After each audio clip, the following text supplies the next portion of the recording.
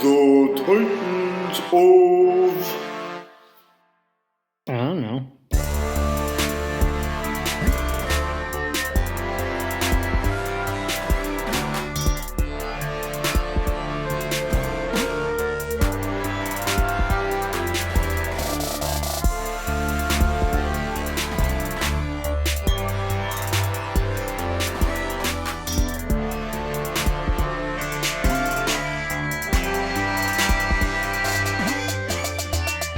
Hey, this is Joe, And this is Ben. and we are the Titans of... I don't know.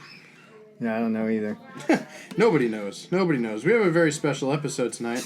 We are actually both in Jersey. Never happens. Never. Not in a decade, at least. Been about 10 years. But yeah, we're back in Manasquan. Manasquan. Manasquan. We had a whole debate on how to say that before, and somebody said that it was Manasquan. It was pretty interesting. Somebody. Person will remain nameless. Yeah, we like to call her Anonymous. You've probably seen her before. She's the one with the big question mark on her face. Anonymous. Yeah. Anonymous. And not the weirdos. Or maybe. I don't know. Maybe. We'll see. Could be. Could be. Could be a hacker for all I know. So, tonight we have an episode about the top 10 rock bands of all time. It's hard to say because everybody's got their own opinions. I don't know if this is based on record sales or popularity or what it is, but we're going to go through them, we're going to comment on them, and we're going to see what you guys think. Well, I already have my mind made up for number one, so if that's not number one, the band I'm thinking of, I'm going to really shoot down whatever band is number one. All right, so then we'll start it off number 10, The Who. Who? The Who? Who? Isn't that some kind of wrestling thing? Who? No, that's woo! No, Who? It's Who? Those guys. The New Day? Oh, the guys that did this one, right? It was like, No.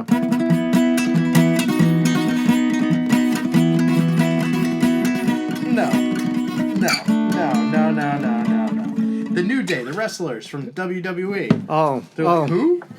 Who? don't All right. know those guys. The Who. You know, it's really hard to talk about these guys because Pete Townsend wrote all the songs. Pete Townsend was pretty much the band. Roger Daltrey was the prima donna singer who came in and, sang. And, God. Keith Moon, John Entwistle. Oh man, Keith Moon was like the attitude. He gave the attitude to drummers that rock music did not have. I mean, that guy was all over the place, and his attitude is what inspired other drummers. Yeah, in that era, him and Neil Peart. Neil Peart's one of the best drummers too. From what's that band? Rush. Rush. Yeah, Rush. I don't know how I forgot about Rush. It gives me such a rush when I listen to him. No. Well, also John Entwistle. I'll tell you something. The song the Who did a song, and on one of the songs, John Entwistle did. He did some vocals that were oddly different than anything else that had been heard. And that actually led to the whole death metal growls that people heard later on. It was actually John Entwistle did that. So When you say death metal growls, are you talking like 6 Feet Under? yeah, Like that. kill your mother, rape your horse type shit? Yeah, like burn things, sacrifice things or people. I forgot. I can't remember the name of the song, but the song had John Entwistle singing a part on it, and he sings like this. And then other people try to emulate that. It's funny. In 2001, I played this show in New York with Roger Daltrey.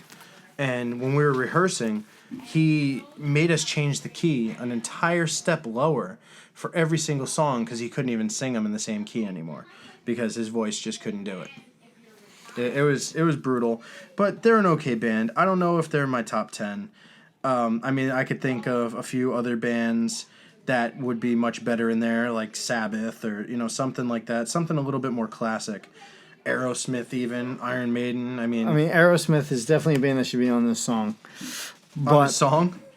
Yes, on the song. On the song. On the song. All right, number 9.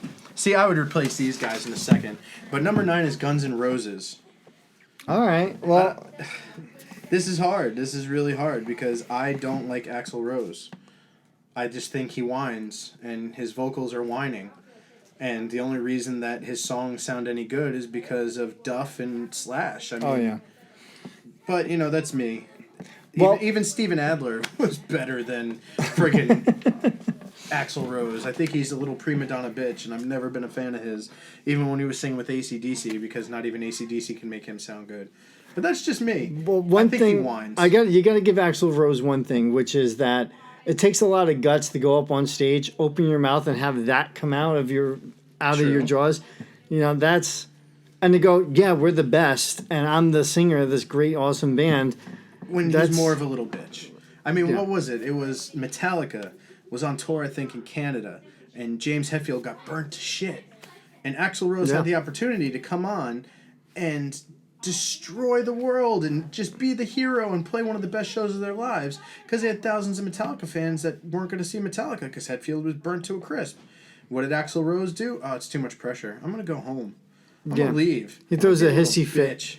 walks off the stage with the other band members just standing there in disbelief, like, for real, this happened again. It's hard. It's hard. But they feel that he should be on this list, so whatever. Well, one thing is that we're talking about the entire band, not just Axl Rose. I mean, that Chinese Democracy album, I mean, it just sounds like it's just Swiss cheese. I've never even listened to it. I haven't listened to all of it. I listened to whatever they were playing on the radio and a little bit here and there from different people, but it was just, I mean, the album was like... That was the one that had Buckethead on it, right? Yeah, Buckethead was on it, and I felt bad that he had to put his name on that album. I don't. He got money for it, and he's still getting money for it. Because there's diehard idiots that still listen to Guns N' Roses because they think they're a good band. But the music that was written with Duff and Slash, there was a lot of classic songs, a lot of great songs. Slash really showed off his guitar playing abilities, and there inspired a whole generation of people. To this day, I see teenage kids still picking up the guitar, trying to emulate those songs. In that aspect, Slash is to Les Paul what Santana is to PRS. You pick up a Les Paul and you play a Slash riff, it was played on a Les Paul because he's that badass. Right. So that makes sense. Number 8. This band was not around long enough really to be considered one of the top 10, but they think it is Nirvana. Wow. Well, I think one thing is that they were like a big flash in the pan, but before the fire burned out, Kurt Cobain was dead. Right. So that, just because of that incident, it just kept them rolling on top, because it was like they were the hottest band and the singer suddenly died. And so it was like, whoa, major shock to everybody.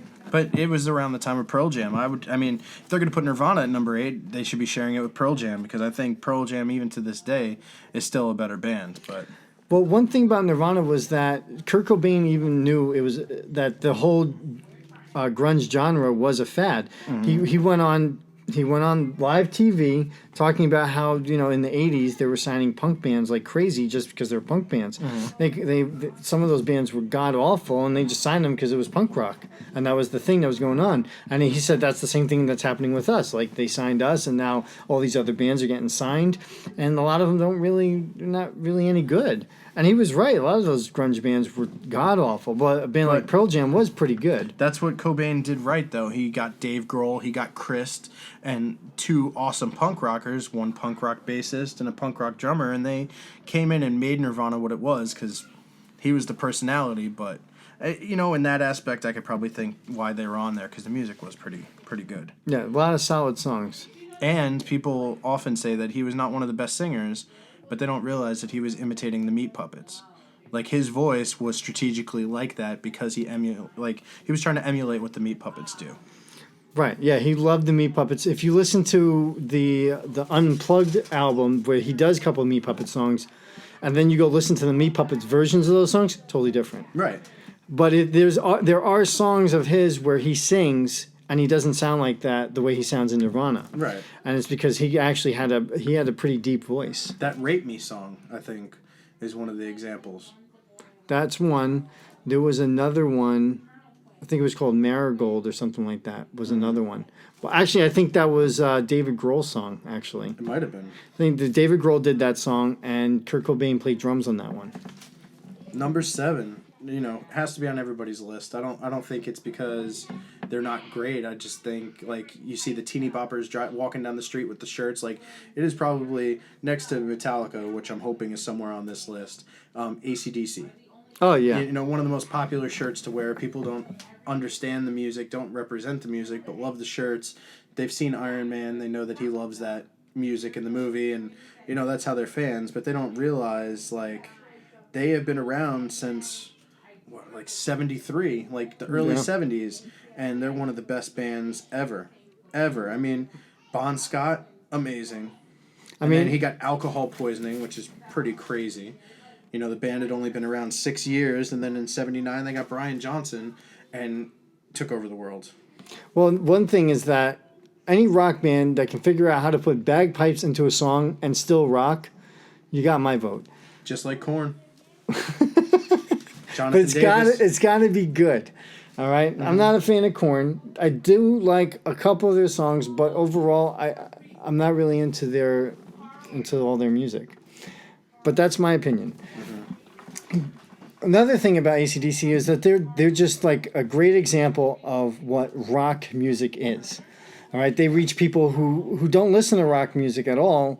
You know, like I know guys who only listen to rap music. They hear AC/DC and they're totally down with it. Yeah, exactly. All right, number 6. We're going to go back to the 60s for this one. Rolling Stones. I mean, and it's kind of funny, I'm wearing the shirt today. Rolling Stones are just amazing. They are probably, out of all the bands in the world, the one I've wanted to see the most and I never got to. Keith Richards, the ultimate rock star. If somebody wants to try and fight me on this, you can. But there is no bigger rock star in the world than Keith Richards. That man is still alive. And that right there is his, ultimate triumph. He's a phenomenal guitar player. Never heard anybody try to, make a Telecaster sound like that man can. He's done more drugs and alcohol and things that people can't even imagine. Yet he can still play. And he plays good. I don't know how many of the songs he wrote by himself. I know that they compare Jagger and Richards to like Lennon and McCartney and stuff like that. Mick Jagger, amazing frontman. And he's in like his 80s and he has a freaking kid that's like 10. So he's still getting it in all aspects. Like that's right. Rolling Stones, dude. They deserve to be number 6, maybe even number 5, but another thing about these guys though is that they are unrelentless about touring, recording. It's like they just keep touring and touring. You know, these guys are not young guys, and there's bands that are, 20, 30 years younger than them that call it quits because they're tired of touring. Mm-hmm. But these guys they won't quit. No, they won't, and they shouldn't. They shouldn't until they all die. They should just keep... I don't care if they do the friggin' hologram thing, I'll still go see them. But at this point, I think our grandkids are going to be watching them play. Probably. Number 5, Metallica. All right, I'm down with that. I don't know why they're number 5, but I'm okay with them being number 5. I think number 5. The bands, past them better be freaking awesome, but they're number 5, and this isn't metal. This is a top 10 rock list. So for them to be considered in the top 10 rock bands of all time, that's pretty badass. Well, Metallica is definitely the gateway band for other metal bands. For everything, absolutely everything. Like. Everybody loves Metallica. Do they know why they love Metallica? No. Do they just wear the shirt to think that they're cool? Probably. But if you listen, I mean, the album that made me fall in love with Metallica, Master of Puppets. Right? That was my first album. I know it was their third, but that was my favorite album. I even remember the first time I heard it. I was on a bus from school, and we were going to Liberty Science Center, and a buddy of mine had a Walkman. And he let me borrow it, and I heard Battery. And I fell in love. They've had some, changes in the lineup, but God. And then, we're doing a podcast with Metallica Joe, so we all know that he absolutely loves the band. Oh, yeah. So one thing about this band is that I've been listening to these guys since I was 10 years old. They were the first metal band I was introduced to, and the first I was listening to the Black Album when it came out. All right, so now you know how old I am. So the Black Album came out. I started listening to that album. I mean, I had to go get a new tape because the tape wore out. And then I just wanted to hear some other bands, so I knew that I heard that about Megadeth, and then I started getting into all this metal stuff after that, Anthrax and Slayer, and the list goes on. Now I'm in this whole world of the metal world, and it's all because of Metallica. And I talked to so many people in the metal society, and they all started off with Metallica. You know what their first mainstream hit was that brought them to the so-called world, that was played on every single radio station? Their first hit single, what was it? One. No. Well, Enter Sandman. Enter Sandman was the first song to be played on mainstream radio that introduced them to the world. And it's funny, their self-titled album is the one that got them noticed. That's right. It's kind of weird. Well, none of their songs, one... Okay, I was going to say, don't say none. No, one was played on the radio before that. It was up for a nomination, and it didn't win a Grammy. And solely because Jethro Tull won for Best Metal Performance. And they only won because they had never won a Grammy, and the voters of the Grammy just wanted Jethro Tull to have a Grammy. But the big song was Enter Sandman. One was the first time the public was formally introduced to Metallica, because before that, they never did any music videos. Right. None of their songs were allowed to be played on the radio. For some reason, the radio stations would kind of shun them while playing other bands. But even through the first three albums were amazing and weren't getting any airplay on the radio whatsoever, they still had a huge fan base. Right. So it just shows you that these guys are deserving to be on this list. Epic. Number 4, I'm not going to go too much into these guys, but it's Queen. They seem to be making everybody's rock lists. I don't know if it's because the movie just came out and everybody's, hyping the movie and everything like that. They've always been one of the most amazing bands. We had a cast earlier where I told them that Freddie Mercury was my favorite rock metal singer, because We Will Rock You is one of the most metal songs ever. And I'm still waiting for people to prove me wrong, and nobody has. You can't prove anyone wrong. No one can prove you wrong on that. It's impossible. That song, I mean, you can just start stomping your feet and clapping your hands, and everyone's going to start singing along with you. That's it. It is one of the best songs ever, and, that's just how I feel. Number 3. This one, again, controversial. Pink Floyd. Wow. Okay. Now, you ask anybody born after the year 2000 who Pink Floyd is, they'll say, oh, they're the band that has the prism and the rainbow. They were, a good band, again, from the 60s. But I don't know. I don't know if they deserve to be on this list. I know Dark Side of the Moon is the most downloaded rock album, I think, of all time. I mean, something cool about that album is all those weird synth sounds that they were getting from there. Mm-hmm. You know what they were doing? They ripped open the synthesizer and started playing with the electrical circuits in there and seeing, because here's a keyboard and they're playing around with it. And it's like, yeah, it sounds cool. Mm-hmm. But then these guys are like real musicians. They like to experiment and try different sounds. Break it down. David Gilmour, one of the best guitar players of all time. Nobody knows who he is. There's only 2 people that people really know about from Pink Floyd. Their names are Syd Barrett and Roger Waters. Right. And Syd Barrett was only on the first 2 albums, and then he was gone. Right now, I think he's on drugs making baskets that he can sit in.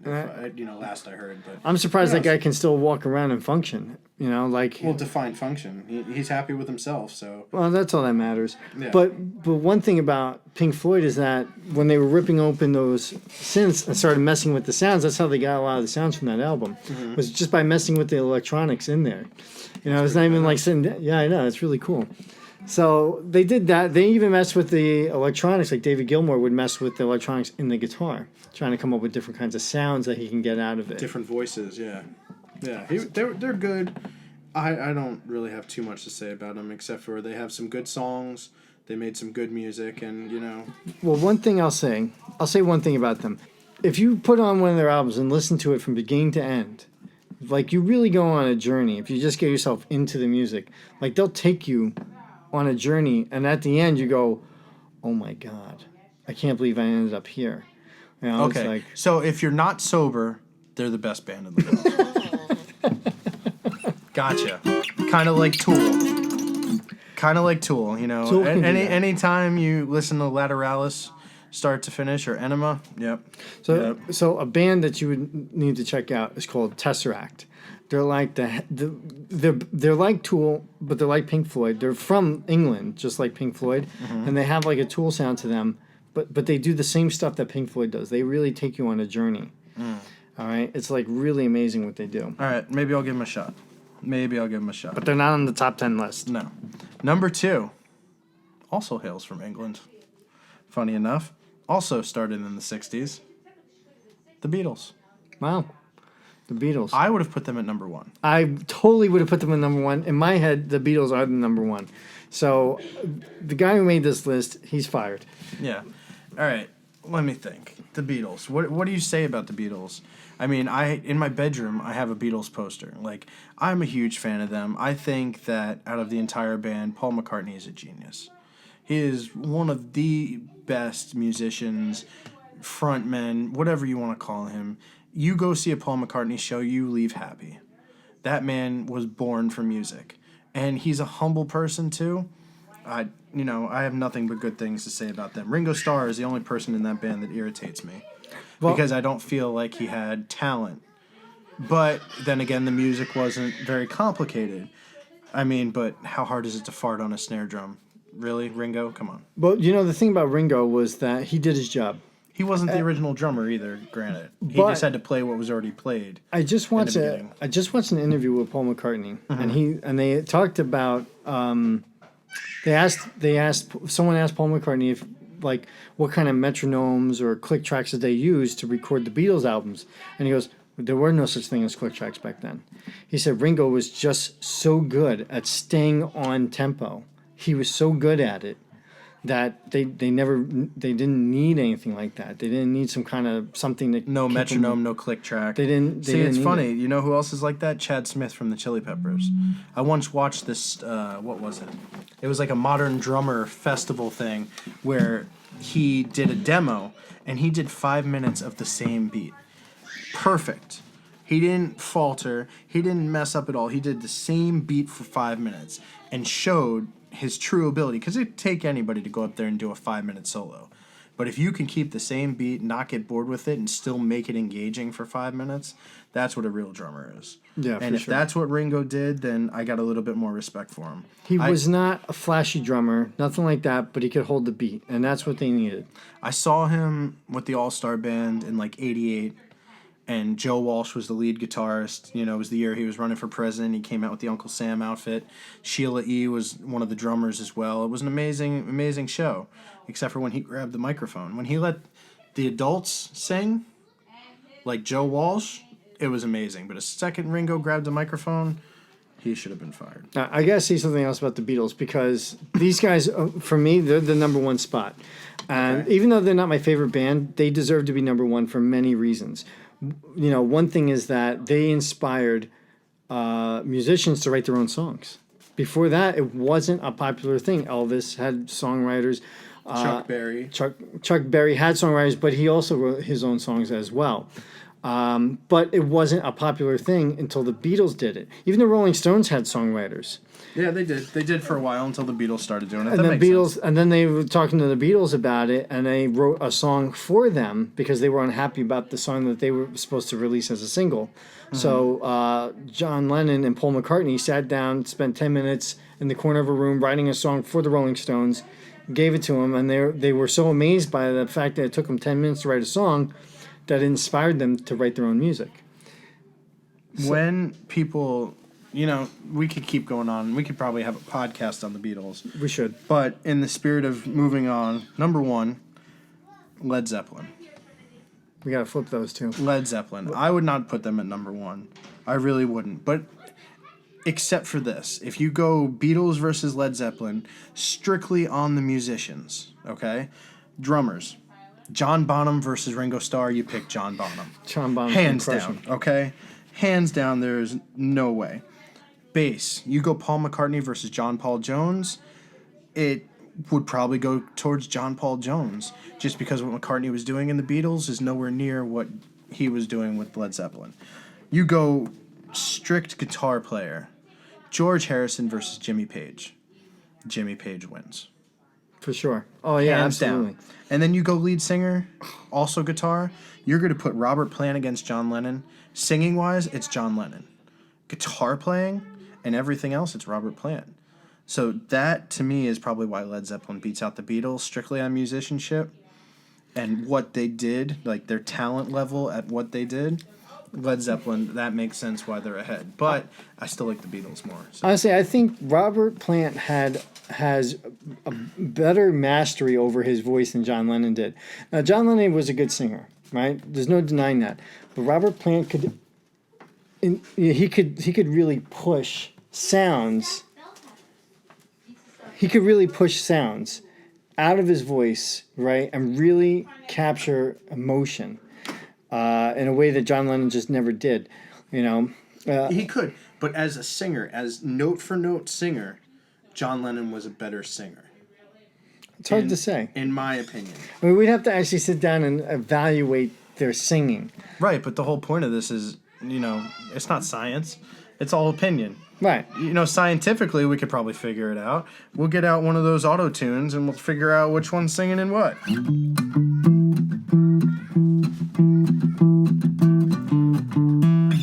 Yeah, and actual straight up songs too.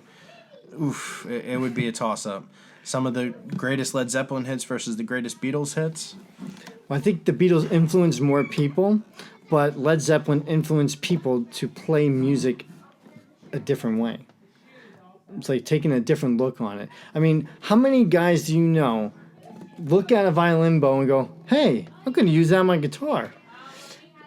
A lot. Well, the only person I've ever heard use a bow on their guitar was Jimmy Page, and it was on that song. Just in that, that was really, that was Pretty really gangster. It's pretty cool. And the fact that he used a Les Paul, and Les Paul is probably the only electric guitar that has the shape needed in order to use a bow. Because bowed instruments actually have, like instruments that use a bow, usually the strings kind of do like a semicircle, right? Like a half circle type of thing. But guitars, all the strings are flat; they're straight, so it's very hard to use a bow on that, and just hit like just the strings you want. You kind of have to hit all of them, or some of them. Mute it, yeah. But the Les Paul, it does have a little bit of a curve, and because of that, and because of the body shape itself, it allows you to move the bow around. Whereas other guitars, you're kind of stuck hitting all the strings or just the top or bottom strings. Yeah. All right, so that's the top 10 list according to whatever idiot that was. Little side note, kind of sad I'm in Jersey right now because I'm missing the D. Tenacious D's playing in Ohio tonight, and I'm in Jersey on the beach.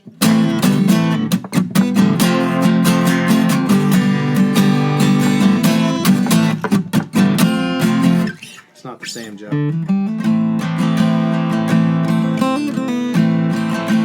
This is the greatest and best song in the world. Tribute. Yeah. Wish I was there, but that's all right. We're here doing our thing. Shout out to my cousin getting married tomorrow. Congratulations. Oh, yeah. And did I mention that we're on the beach and it's cold as balls? Listen, even if you have a playground on the beach in Jersey and you take your kids to it, Don't let them chase the dogs. Don't let them chase the dogs, and they're going to freeze their ass off. It is cold as hell down here today. But that's all right. We'll be back next week. Leave your comments, leave your thoughts, let us know what you think. Do you agree or disagree with this list? And what would be your top 10? And, give us some topics. What do you guys want to hear us talk about? Let us know. For the Titans of I Don't Know, I'm Ben. And I'm Joe. See you later. Peace out.